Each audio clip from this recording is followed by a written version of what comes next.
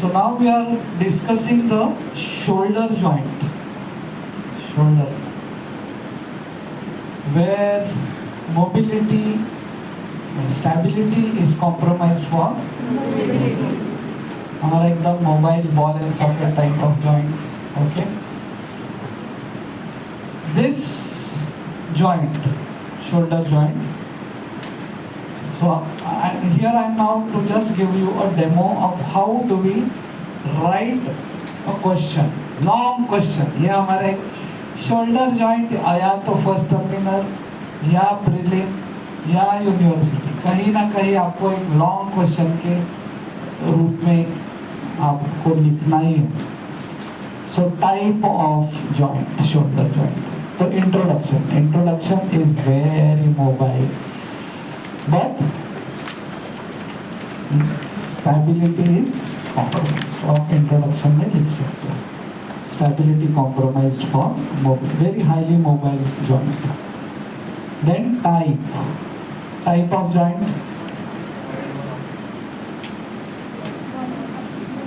ball and socket. Type of synovial joint. तो हम जब पेपर चेक करते हैं तो हम देखते हैं कि साइनोवियल लिखा कि नहीं. Ball and socket, synovial joint. Then articulating surfaces.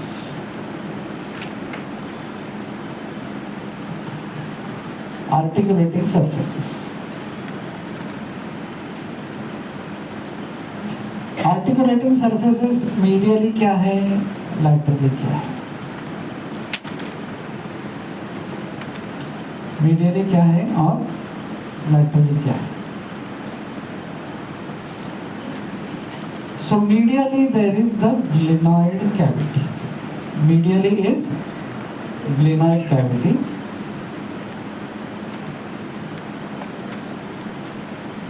Now glenoid is shallow. It is made deep by glenoidal labrum. एक फाइब्रोकार्टिलेज उसके अराउंड बनाते हैं जिससे वो डीप हो जाता है. जैसे वेल है, वेल जमीन पे है लेकिन वो जमीन के ऊपर भी उसका कैसा थोड़ा सा पार्ट आता है, वैसा ये शैलो है. तो इसको डीप बनाने के लिए उसके साइड से ऐसा ग्लेनाइडल लेब्रम होता है, जैसे मेरा फिंगर्स ऐसा, तो वो डीप बन जाता है. सो ग्लेनाइडल लेब्रम. और लैटरली क्या है, हेड ऑफ ह्यूमरस. लैटरली बरोबर की नहीं. Medially glenoid cavity surrounded by glenoidal labrum.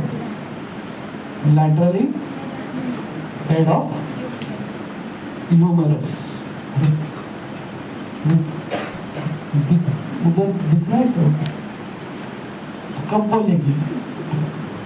So medially there is, ये दिख रहा है glenoid, and laterally there is head of humerus. Now this is the main thing, but there is something called as secondary socket. Main socket is glenoid, but एक secondary socket है. और वो समझिए, ये अभी देखो सामने से, ये कोराकोइड प्रोसेस है, ये एक्रोमियम है. ये दोनों को एक लिगामेंट कनेक्ट करता है and together they form coracoacromial arch. This is coracoacromial ligament and this is coracoacromial arch.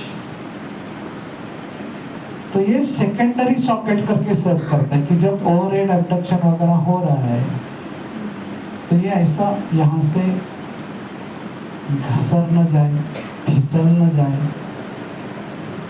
Slip न हो जाए. तो इसके लिए क्या है, coracoacromial arch serves as a secondary socket. It is composed of coracoid process, acromion and coracoacromial ligament. ये दोनों के बीच में एक बरसा भी होता है, सब एक्रोमियल बरसा.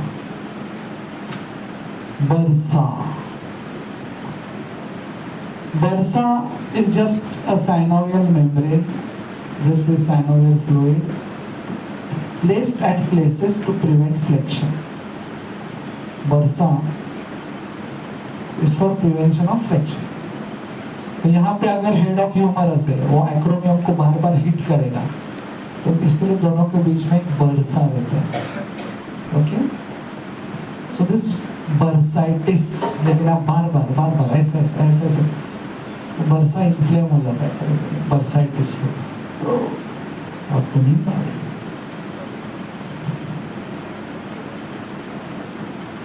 Bursa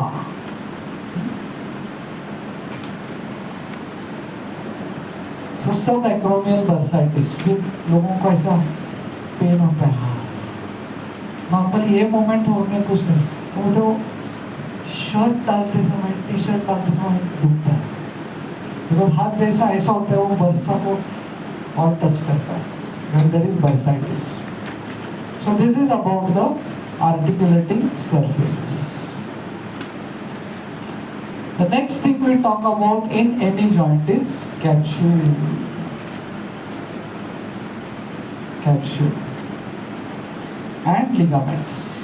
Capsule and ligaments. So पहले capsule.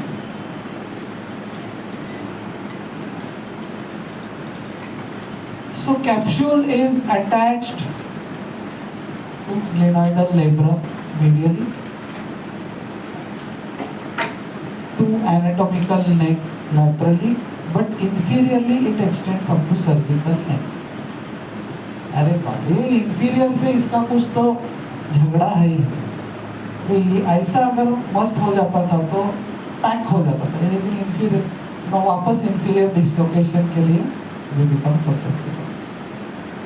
Whenever we write about capsule, we have to write the capsule where it is attached. So medially it is attached to glenoidal labrum, laterally it is attached to anatomical neck, and inferiorly it is attached to surgical neck, medially attached to glenoidal labrum.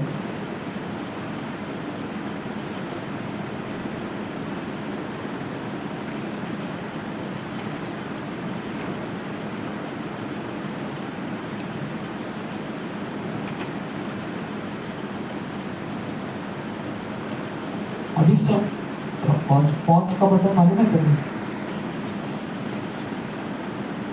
So these are the attachments of the capsule.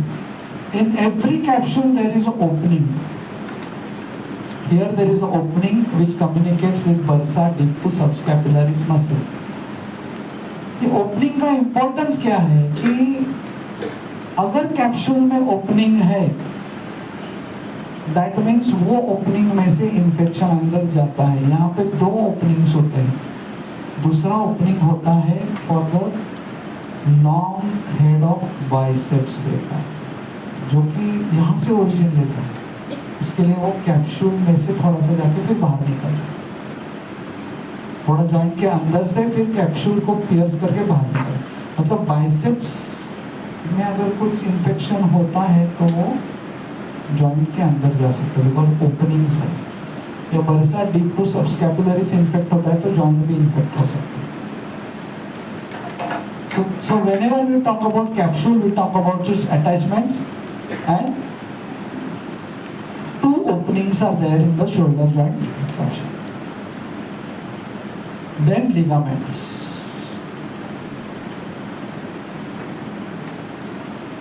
Ligaments.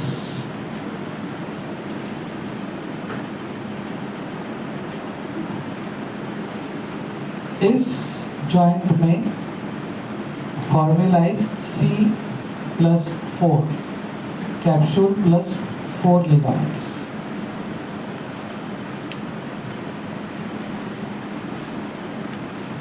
चार ligaments. मैं खुद जब medical में था तो हमारे college में lower limb से चालू होता था, और लोअर लिम्ब का पहला बोन है हिप बोन. वो इतना भयानक है. और मैं डे 1 पे मेडिकल कॉलेज में पहुंचा लोअर लिम्ब डिसेक्शन चालू, हमारे टाइम फाउंडेशन कोर्स वगैरह कुछ नहीं, डिसेक्शन चालू, सीधा hip bone, this is area, यहाँ पे 15 मसल अटैच्ड है, ये इसचम यहाँ पे 7-8 मसल अटैच, यो प्यूबिस यहाँ पे 8-10। पहले दिन में मतलब कुछ ऐसा बाउंसर जा रहा था सब। तो मैं जब मेरे हाथ में थोड़ा सा कुछ पावर आया, the first thing I did is, students are going to study upper limb. Because upper limb में first one you study is clavicle. Clavicle कहाँ और hip bone कहाँ? The first joint you study is this. ये C+2 बोल रहा हूँ मैं। यही आप lower limb में जाओगे, knee joint C+2 +2 +2 +2 +2 +2 +2 +2 capsule +12 ligaments, knee joint, hip joint capsule +6 ligaments। तो ये 4 ligaments हैं, उसमें से पहले का नाम है glenohumeral ligaments, glenohumeral ligaments।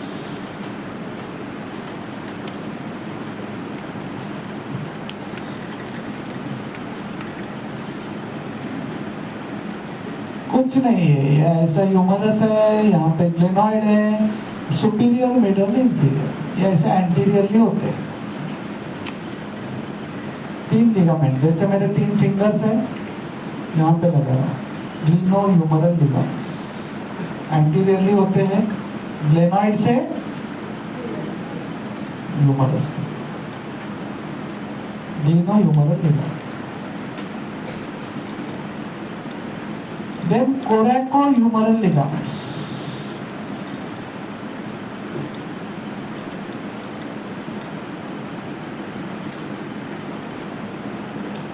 Glenohumeral ligament, then coracohumeral ligaments.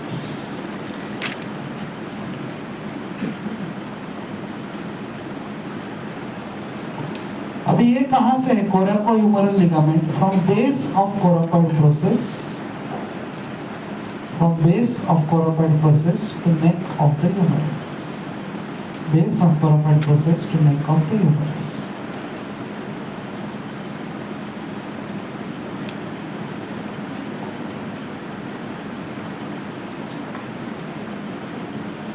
तीसरा है ट्रांसवर्स ह्यूमरल लिगामेंट।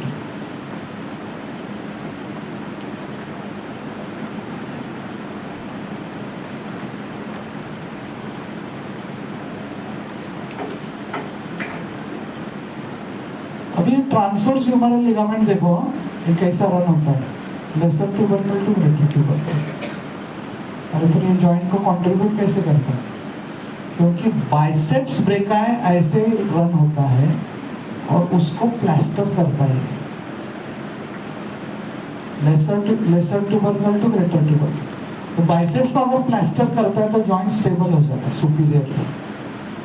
तो बाइसेप्स इधर उधर जाएगा, the biceps passes like this in between the 2 tubercles और ये ligament runs like this।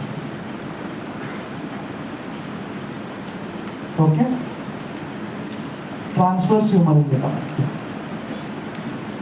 And चौथा है ग्लेनॉइडल लेब्रम। वो तो मैंने ऑलरेडी बताया, made up of fibrocartilage, surrounds the margins of the glenoidal cavity and deepens the cavity। Cavity को deepen करता है, गहरा बनाता है। आपको याद कैसे रखने का इसका टेक्निक बताता हूँ। 2 humeral, 2 gleno, glenohumeral glenoidal labrum, coracohumeral transverse humeral. चाहिए तो इसको 2 नंबर पे शिफ्ट कर दो, glenohumeral glenoidal labrum, coracohumeral transverse humeral. Okay, ये है 4 लिगामेंट्स।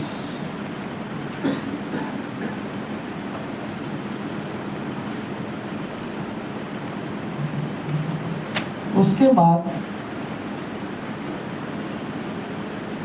मोमेंट्स।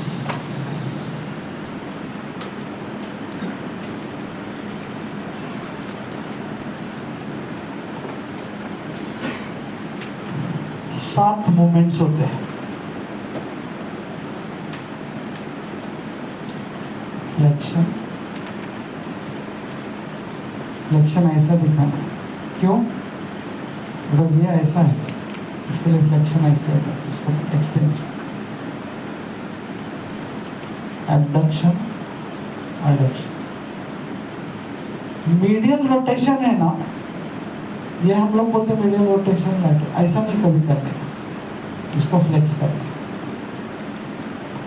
एग्जाम में आपको बताएंगे, दिखाओ, तो इसको ऐसे फ्लेक्स करना है, मीडियल रोटेशन लैटरल। क्योंकि ये जब आप ऐसे करते हो ना, तो इसके साथ प्रोनेशन सुपनेशन भी हो जाता है, फिर ऐसे लगता है जरा ज्यादा ही हो गया मीडियल रोटेशन। तो उसको मतलब कभी कभी अपने को कोई दोस्त टपली मारते हैं, अपन रोने को चालू करते हैं, लगा तो कुछ नहीं, लेकिन फुकट में बचपन में ऐसे करते थे ना, बहन ने भाई ने मारा बिरा तो जोर से, मैं तो करता था, मेरी एल्डर सिस्टर ने मेरे को मारा तो मैं जोर मेरे को मालूम था अभी उसको फटका मिलने वाला, वो भी मेरा मुंह ऐसा पकड़ के रखती थी, मैं कैसे जिंदा रहा मेरे को मालूम।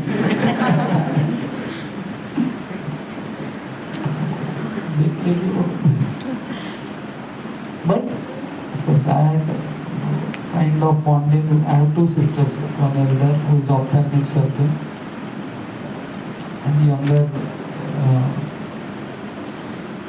she is into counseling. और हमारा बॉन्ड ऐसा रहता था ना कि मैं यहाँ से when I used to go back to my native town, सुबह 4 बजे मैं पहुँचता था, तो ये लोग जगे रहते थे और 4 बजे से हम गप्पे मारते थे, 7-8 बजे फिर सोते थे। तो I used to be knowing कि मेरा गाड़ी 3 बजे 4 बजे पहुँचेगा गांव में, तो हमारा बंगलो है, तो वो मेरे को उनका रूम का लाइट ऑन दिखता था बाहर से, मैं उधर ही जाके उनको आवाज़ देता था। अभी आपको मैं और होम सिक बना रहा हूँ थोड़ा सा। इधर क्यों पहुँचे हम लोग? हाँ जरा एक्सेस, बट मैं ड्रामा करता था एक्सेस, इसके लिए मेरे को जाना, वो मेरे को टपली भी मारेगी तो मैं चाइल्डहुड जरा सा सिबलिंग राइवलरी रहता है, बड़े होके बॉन्डिंग होता है। तो बचपन में हम लोग बहुत मारामारी करते थे जोर से, तीनों, तो समाओ बाद में इतना बॉन्डिंग हो गया ना जोर से। आपका है क्या बॉन्डिंग है या झगड़े? अभी कौन से स्टेज में? झगड़े के स्टेज में अभी। बॉन्डिंग, झगड़ा is to convert it to bonding eventually. So medial rotation, lateral rotation has to be shown like this. ज़्यादा ऐसा नहीं है। और बाप रे कितना होता है तेरा medial rotation? नहीं, medial rotation, lateral, और फिर circumduction, combination of all these movements, circumduction. Shoulder excessively used, हमारे सारे बॉलर्स का, बैट्समैन का एल्बो, बॉलर्स का शोल्डर, कुछ ना कुछ उनको शोल्डर पे होता है। So flexion produced by which muscles, extension produced by which muscle, adduction produced by which muscle, abduction produced by which muscle, medial rotation produced by which muscle, lateral rotation by which muscle, circumduction is combination of all. बारामतीचं कोण आहे इकडे? बारामती नाही ना, कोई नाही ना? Flexion याद करो, कौन सा मसल फ्लेक्शन करता है? हाँ, coracobrachialis, then anterior fibers of deltoid, then short head of biceps. लिखो coracobrachialis, then anterior fibers of deltoid, then clavicular head of pectoralis major and short head of biceps brachii. बरोबर, ये सब हमने पढ़ा है।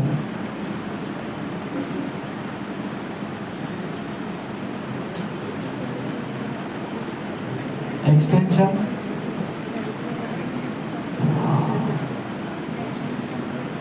एक्सटेंशन, एक्सटेंशन, कंजिल, latissimus dorsi. Okay. Then any other muscle? teres major, जो भी ऐसे नीचे से उतर जाओ। Posterior fibres of deltoid. Deltoid एक ऐसा है ना, डेल्टॉइड सब जगह है वो। एब्डक्शन में है, फ्लेक्शन में है, एक्सटेंशन में है, मीडियल रोटेशन में है, लैटरल रोटेशन। कुछ नहीं तो 5 एक्शन में आप डेल्टॉइड लिख सकते हैं, खाली एडक्शन में नहीं लिखने। चलो, अबडक्शन, एडक्शन सबसे पहले मैंने जो आपको मसल सिखाया था पेक्टोरलिस में, यहाँ से ऐसा जाता है ना, मैंने बताया भी था कि उसको डेवलप करने के लिए लोग वो जिम में ऐसा पुल करते, जिम के अंदर जाते हैं अपना लोग। मैं जिस जिम में जाता हूँ उधर लिखा रहता है चिल्लाओ मत, ऐसा लिखा है। फिर वो वेट फेंकते हैं, उसको क्या मजा आता है, 4 बार मारो। आदत में ऐसा डरा हुआ अपने आप को जान बचाते बचाते बाहर आता हूँ। पेक्टोरलिस मेजर, एडक्शन, और एक ही, हाँ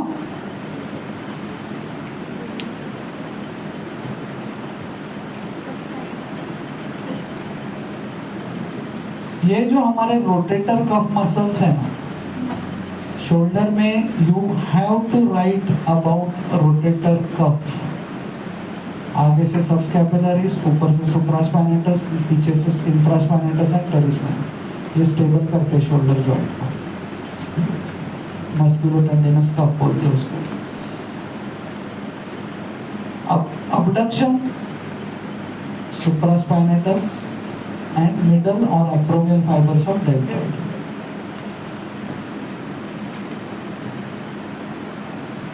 अबडक्शन तो पहले ऐसे बोलते थे कि supraspinatus initiates the abduction, then deltoid takes over. Abduction, supraspinatus and deltoid. लेकिन मैंने तो आपको जब सिखाया था ट्रेपेजियस और सेरेटस एंटीरियर, मैंने बोला था ओवरहेड एबडक्शन में काम करते हो, so they also help. How do they help? By forming about forward rotation of scapula. So abduction में supraspinatus and deltoid and also upper and lower fibers of trapezius and serratus.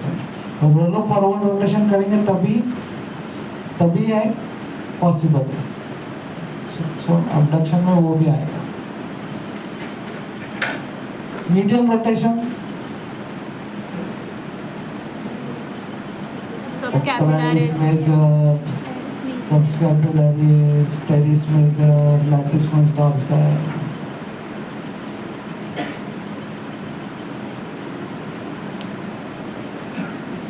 lateral rotation, infraspinatus and teres minor। और कुछ posterior fibers of deltoid। medial rotation में anterior fibers of deltoid।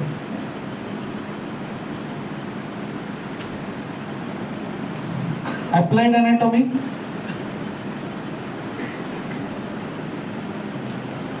क्या लिखोगे? Dislocation off shoulder is common inferior. वो dislocation होता है तो axillary nerve को डैमेज हो सकता है बिकॉज वो सर्जिकल नेक पे। फिर फ्रोजन शोल्डर, साइनोवियल मेम्ब्रेन पूरा इन्फ्लेम हो जाता है, शोल्डर फ्रोजन, मूवमेंट्स को तकलीफ।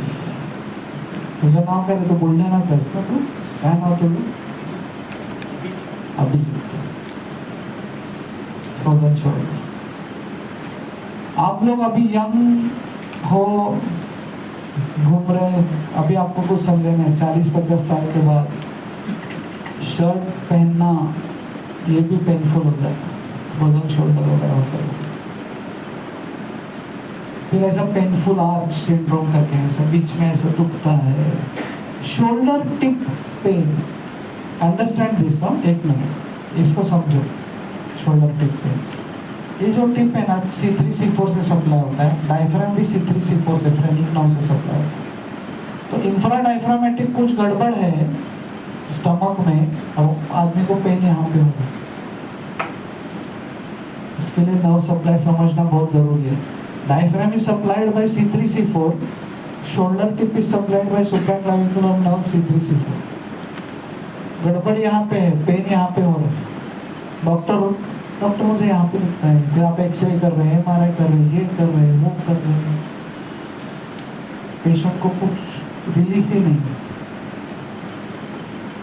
उसको प्रॉब्लम इंफ्रा डायफ्रामेटिक, फिर सामने वाले डॉक्टर के पास जाता है वो ठीक हो जाता है, उसने एनाटॉमी पढ़ा बराबर से, जो आप लोगों के पास, और जो छोड़ के गए अभी आधे, उनके पास जाएगा, उन्होंने तो मिस किया class, they will miss this। और वो एक्सरे MRI ये वो शोल्डर पे ऑपरेशन भी करेंगे एक बार, फिर उनको कोर्ट में लेके जाएंगे, फिर वहां पे उनको पूछेंगे आपको एनाटॉमी किसने सिखाया, फिर वो बोलेंगे डॉक्टर युवराज भोसले, फिर उसमें रोल नंबर सब नाम लिख के रखो, मेरे पास रहने चाहिए पॉकेट में। फिर मैं बोलूँगा 1 मिनट चाहिए, कौन थी वो लड़की, तेरा नाम सेम था वो? नमीशा। और तू कौन है? तनीशा। अच्छा नमीशा, सर वो एब्सेंट थी सर। तो बेसिकली मेरे इज्जत का फालूदा मत करो किधर जाके, be present. What I am telling is medical college में एक एक लेक्चर का वैल्यू देखो कितना।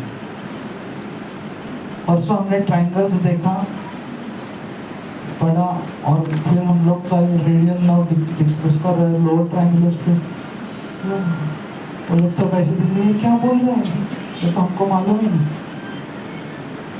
Okay, so that's all about the shoulder.